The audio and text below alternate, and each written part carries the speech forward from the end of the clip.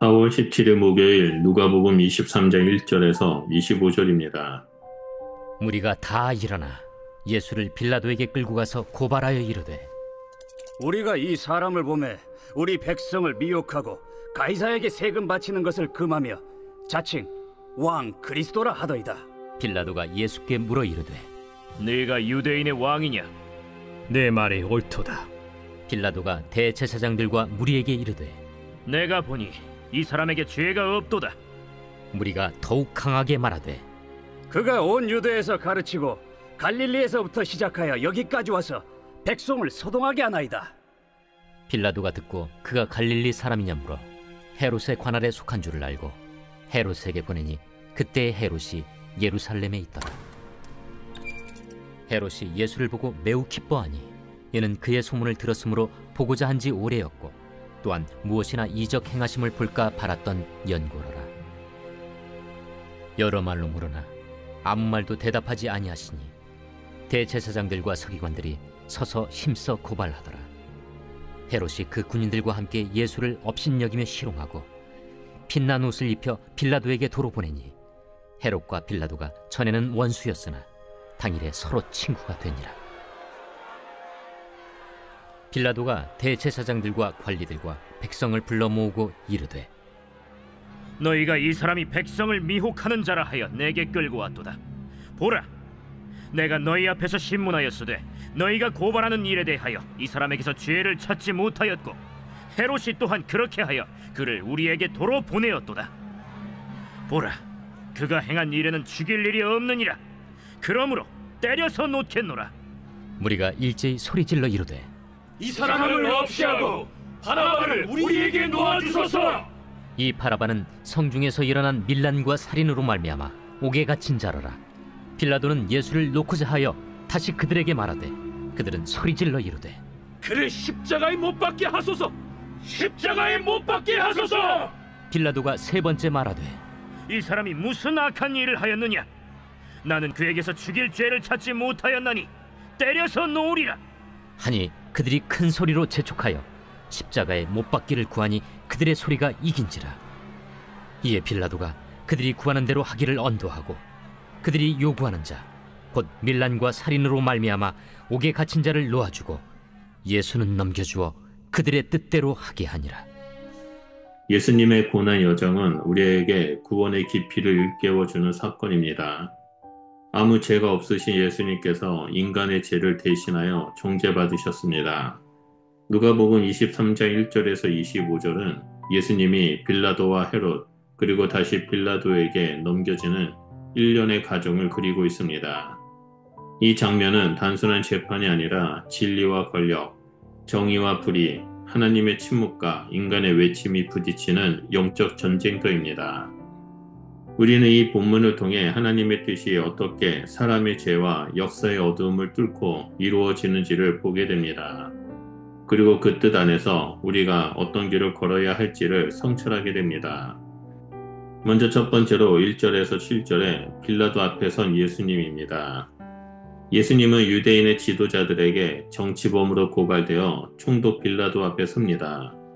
그들은 예수님이 나라를 혼란에 빠뜨리며 세금을 거부하게 하고 자칭 왕이라고 선동했다며 거짓된 혐의를 씌웁니다. 이 모든 고발은 예수님을 로마의 법으로 처벌받게 하려는 의도였습니다. 그러나 빌라도는 예수님께 질문하고 그분의 태도를 관찰한 후 그 안에서 어떤 정치적 위협도 느끼지 못합니다. 예수님은 진리를 왜곡하는 말에 일일이 반응하지 않으시고 조용히 자신의 정체성과 사명을 지키십니다. 빌라도는 그 책임을 피하려고 예수님이 갈릴리 출신이라는 이유로 해당 지역을 가나라는 헤롯에게 그를 넘깁니다. 이는 권력자가 자신의 자리를 보존하고자 진리 앞에서 도망치는 전형적인 모습입니다. 진리를 알면서도 외면하고 올바름을 알면서도 침묵하는 사람들의 모습이 빌라도에게 고스란히 나타납니다. 우리도 때로 진리를 보면서 외면하거나 침묵하지는 않은지 돌아보아야 합니다. 책임을 회피하고 불의 앞에 침묵하는 것은 중립이 아니라 악을 돕는 일입니다. 우리는 빌라도처럼 책임을 회피하지 않고 진리 앞에서 분명한 입장을 가지고 살아야 합니다. 두 번째로 8절에서 12절을 보면 헤롯 앞에 선 예수 그리스도의 모습을 볼 수 있습니다. 헤롯은 예수님을 개인적인 호기심의 대상으로 여겼습니다. 오랫동안 예수님에 대해 듣고 있었고 이번 기회에 기적이나 신비로운 일을 보게 되기를 기대했습니다. 그러나 예수님은 어떤 말도 하지 않으시고 그의 요구에도 응하지 않으십니다. 예수님은 단순히 기적을 베푸는 자로 오신 것이 아니라 진리를 선포하고 죄를 대속하기 위해 오셨기 때문입니다. 헤롯은 결국 예수님께서 원하는 것을 얻지 못하자 예수님을 희롱하고 멸시하며 조롱합니다. 세상의 권세가 얼마나 공허한 것인지를 보여주는 대목입니다. 거룩함을 가볍게 여기고 복음을 소비의 대상으로 여길 때 우리는 헤롯과 같은 모습이 됩니다. 헤롯은 회개할 기회를 얻었지만 경외함 없이 예수님을 대함으로 그 기회를 스스로 저버렸습니다. 하나님의 말씀을 대할 때 우리는 경외함과 순종함을 지녀야 합니다. 말씀을 통해 자신의 삶을 돌아보고 하나님의 뜻 앞에 무릎 꿇는 자세가 필요합니다. 기적이나 특별한 체험만을 구하기보다 말씀 속에 임하는 예수님을 만나는 것이 진정한 복입니다. 세 번째로 13절에서 25절에 다시 빌라도 앞에 선 예수님의 모습과 바나바의 석방의 이야기가 나옵니다. 빌라도는 예수님이 무죄하다라는 것을 3번이나 선포합니다. 그는 예수님을 놓아주려 하지만 종교 지도자들과 백성들은 점점 더 큰 소리로 이 사람을 십자가에 못 박으라 라고 외칩니다. 대중의 분노와 선동에 놀란 빌라도는 결국 자신이 옳다고 여기는 것을 포기하고 대중의 요구에 굴복합니다. 그는 바나바라는 진짜 죄인을 석방하고 무죄하신 예수님을 십자가에 넘깁니다. 이 장면은 복음의 본질을 명확하게 보여줍니다. 예수님이 죄인의 자리에 서시고 죄인이었던 바나바는 자유를 얻게 됩니다. 예수님의 희생이 죄인을 자유케 하고 정죄받을 자가 생명을 얻는 은혜의 장면입니다. 바나바는 우리 모두의 모습입니다. 우리는 마땅히 죽어야 할 자였지만 예수님의 희생으로 인해 살아났습니다. 그러므로 우리는 이 은혜를 결코 값싸게 여겨서는 안 됩니다. 날마다 그 사랑을 기억하며 그 은혜에 합당한 삶을 살아가는 그리스도인이 되어야 합니다. 진리 앞에서 외면하거나 타협하지 말고 십자가 앞에 겸손히 엎드리는 자가 되어야 합니다. 용서받은 자답게, 구원받은 자답게, 그리고 하나님의 뜻을 따라 사는 자답게 살아가는 자가 되어야 합니다.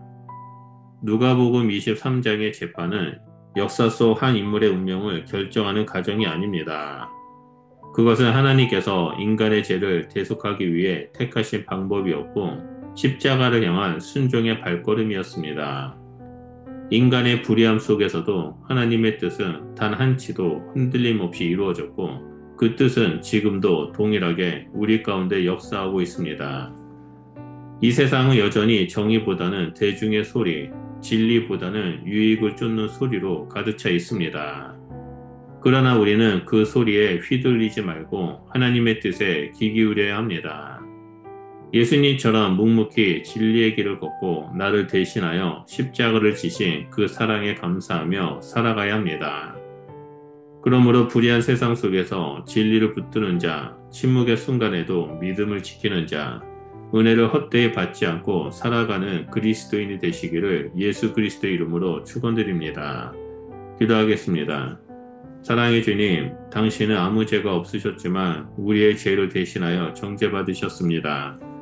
세상의 함성과 불의한 판단 속에서도 하나님의 뜻은 끝내 이루어졌습니다. 주님의 침묵이 진리였고 주님의 고난이 우리의 생명이 되었음을 기억합니다. 오늘도 우리가 세상의 소리가 아닌 하나님의 음성에 귀를 기울이며 그 뜻을 쫓아 살아가는 자가 될 수 있도록 성령 하나님 우리 가운데 충만하게 임하여 주시옵소서.